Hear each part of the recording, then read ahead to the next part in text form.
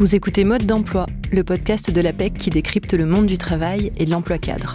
On a déjà eu l'occasion d'en parler ici, mais en ce moment, c'est très tendu sur le marché du recrutement. Il faut donc être le meilleur, le plus visible, le plus rapide et adapter ses outils. D'ailleurs, peut-être que si vous nous écoutez, c'est parce que vous traversez des difficultés pour trouver la perle rare. Vous n'êtes pas seul. Alors pour ce nouvel épisode, j'ai eu envie de faire le point sur les nouvelles pratiques. Est-ce que c'est vrai que tous les CV sont maintenant en vidéo, que la lettre de motivation appartient à des temps révolus, que l'intelligence artificielle va tout bouleverser, et l'humain dans tout ça? Pour faire le point, je reçois Pierre Lamblin, directeur des études de l'APEC. Bonjour Pierre. Bonjour Caroline. Alors Pierre, on ne va pas y aller par quatre chemins. Comment ça va le recrutement en ce moment? Que disent les études? Le marché de l'emploi cadre est très dynamique, avec un volume de cadres recrutés en 2022 comme jamais, puisque nous avons franchi un nouveau cap, au-delà des 300 000 cadres recrutés l'an dernier, et un record également.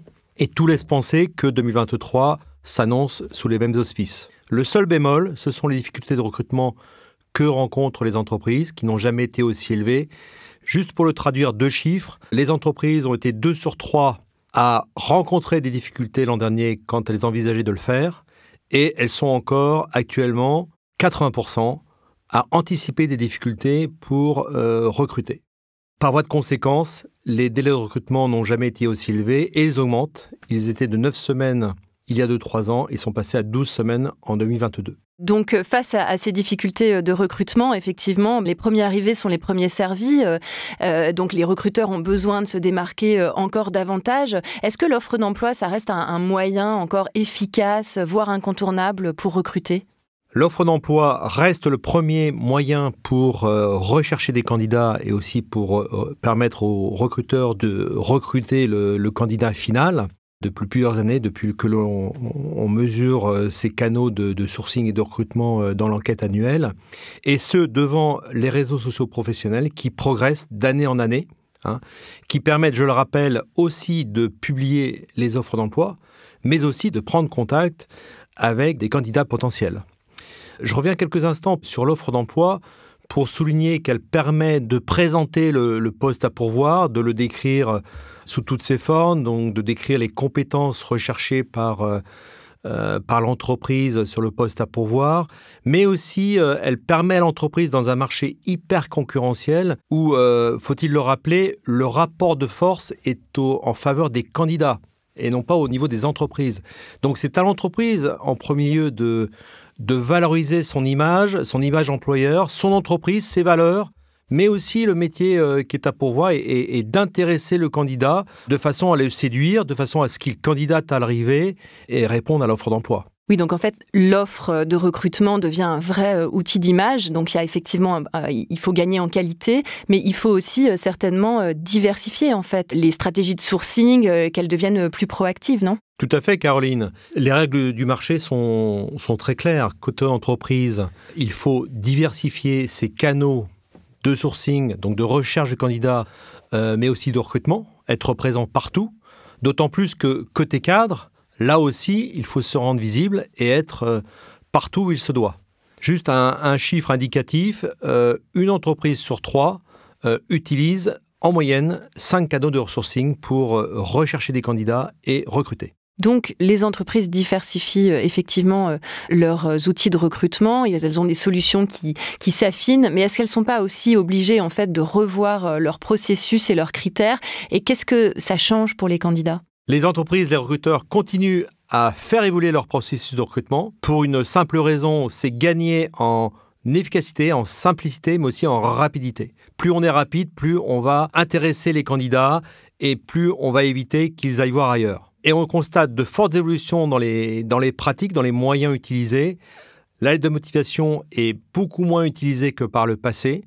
Les recruteurs aujourd'hui privilégient plutôt le contact téléphonique, de façon à échanger avec les candidats, à tester à la fois leurs compétences, mais aussi leur disponibilité.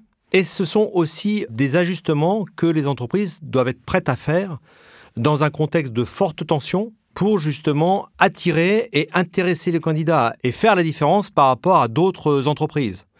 Et ces ajustements se font soit sur la rémunération, en proposant une rémunération plus élevée, mais aussi sur l'expérience. Parfois, une expérience moins importante que celle initialement envisagée, qui va avoir un impact évidemment sur le recrutement de jeunes diplômés, sur des postes cadres. Oui, donc effectivement, attirer, recruter les cadres, c'est bien, mais ensuite, sur le plus long terme, il faut les fidéliser, en fait. Comment on fait ? Absolument. Le discours tenu à l'embauche est extrêmement important. La promesse que l'on va tenir face aux candidats revêt d'autant plus une importance que ça peut se retourner contre l'employeur un peu plus tard. On s'aperçoit que la plupart des démissions précoces, celles qui interviennent dans les 2 ans suivant l'embauche, le sont pour la simple raison d'un hiatus, d'un décalage entre la promesse tenue à l'embauche et la situation à un instant T. Après, fidéliser, c'est tout un travail à faire au quotidien. C'est apporter de la reconnaissance quand on est manager auprès de ses collaborateurs. C'est aussi donner de la visibilité sur son évolution professionnelle, mais aussi sur l'évolution de la rémunération, qui est un critère extrêmement important et au-delà de la simple embauche. Oui, donc effectivement, là, on parle quand même surtout de relations humaines, mais on a aussi parlé de gagner du temps. Alors moi, j'ai envie de vous poser la question qui fâche, et l'intelligence artificielle dans tout ça, est-ce que bientôt on sera recruté par ChatGPT lui-même ? L'intelligence artificielle est déjà fortement présente dans l'économie, dans bon nombre de secteurs d'activité comme l'industrie ou le médical.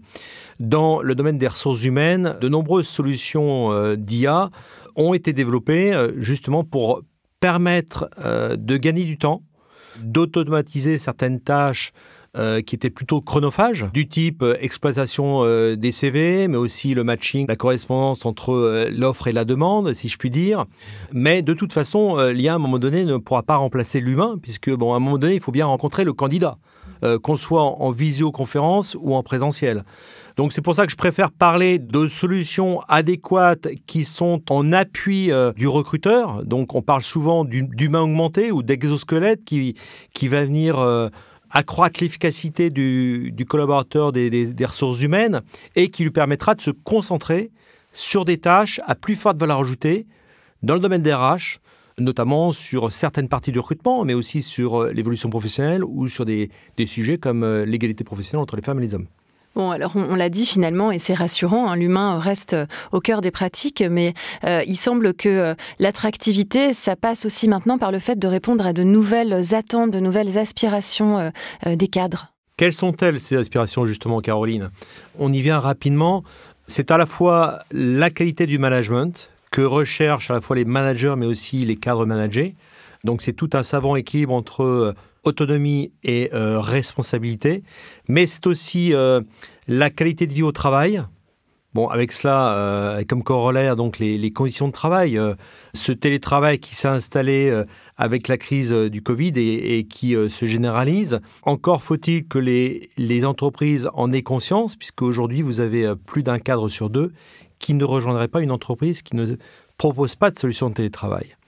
Donc on a parlé qualité de management, on a évoqué les conditions de travail, mais c'est aussi, et ce qui est important, c'est le sens trouvé dans son travail, qui est de plus en plus recherché, questionné par les cadres, les candidats quand ils rejoignent un nouvel emploi. Donc c'est sortir de la routine, retrouver les valeurs auxquelles on adhère, donc les valeurs exprimées par l'entreprise, d'où l'importance de communiquer là-dessus et de valoriser tout cela quand on cherche à recruter. Merci Pierre pour ces éclairages. Merci Caroline. Vous avez écouté Mode d'emploi, le podcast de l'APEC qui décrypte le monde du travail et de l'emploi cadre. On se retrouve très bientôt pour un nouvel épisode.